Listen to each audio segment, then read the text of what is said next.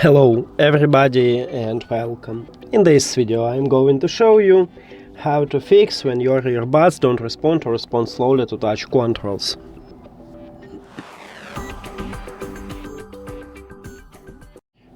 Firstly, make sure that your headphones connected with your phone. Go to the settings, then Bluetooth, and check is it connected. If you have Android, you will see them at the My Devices or Media Devices, but it also depends. If you have Realme, you will see in Use under your earbuds. And if your earbuds connected, next step is to make sure that you tap at the touch controls. Touch controls located at the back side of each earbud, right here at the top. We have it, so press on it, double press, triple press, or press and hold.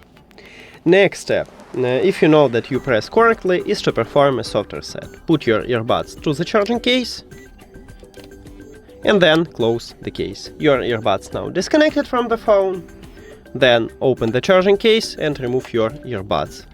And your earbuds reconnect to your phone automatically. Sometimes it happens with all Bluetooth devices that you don't want to reconnect automatically. So if you have this problem, go to the settings and Bluetooth for connected devices and tap at your earbuds here.